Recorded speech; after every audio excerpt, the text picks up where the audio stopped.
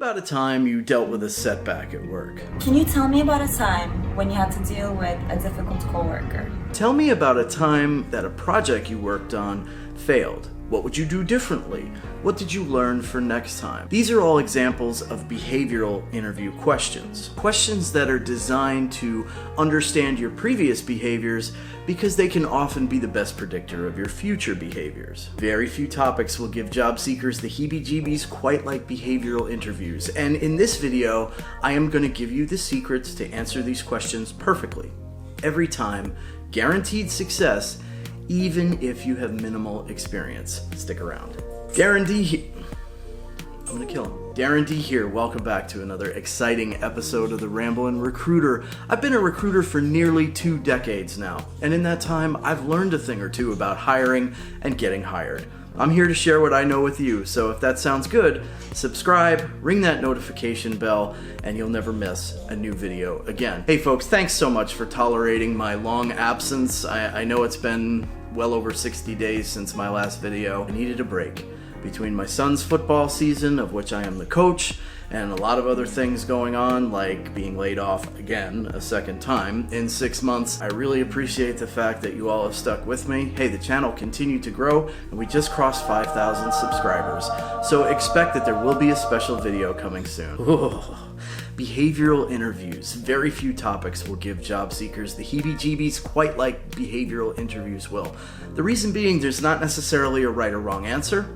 They can be a little bit more difficult to prepare for, and nobody really seems to know how to answer them or what the HR people or recruiters or hiring managers really want to hear. Well, I'm going to share with you what they want to hear and how they want to hear it. Behavioral interview questions are not yes/no answers. They're not right/wrong answers. What they are stories. Stories about you and the previous experiences that you've had. And like any good story, it has to have a beginning, a middle, and an end. Now, behavioral interview questions need to be answered in a specific format. That's the STAR format.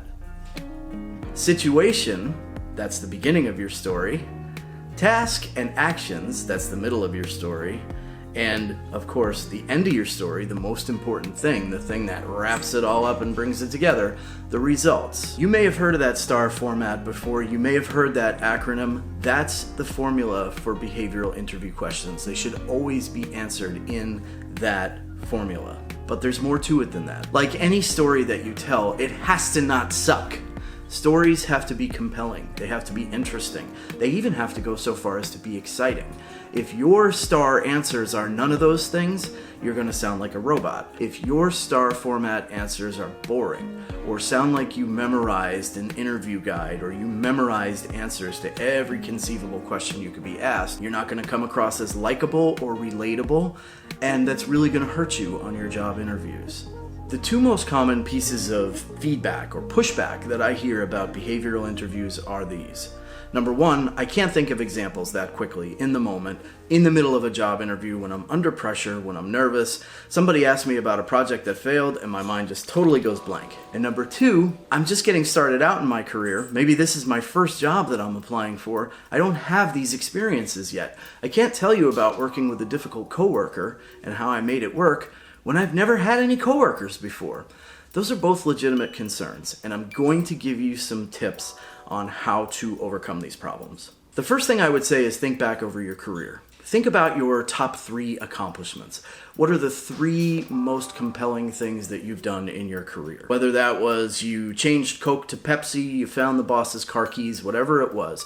Think about those top 3 accomplishments and form stories around them. Form good, compelling, interesting stories around them. And now, how do you make those stories interesting and compelling? You keep repeating them and practicing them over and over and over and over again. And then when it comes time to give an answer in the STAR format for a behavioral interview question, you've got great examples. Now all you need to do is to tweak them a little bit to fit the question that was asked. If you take your top 3 stories and you work them into any behavioral interview question that's asked of you, you're going to come across great. You're going to knock it out of the park. For those of you who are lacking experience, and that's your problem with behavioral interview questions, first of all, you've got to watch my video on interviewing with limited or no experience. I'm going to leave a link to that below in the description. Make sure you check it out. That video goes into a lot more detail, so you should definitely watch that. But what I will say is, think to other experiences. Maybe you haven't dealt with a difficult coworker before, but do you have a brother or sister? Have they ever given you a hard time?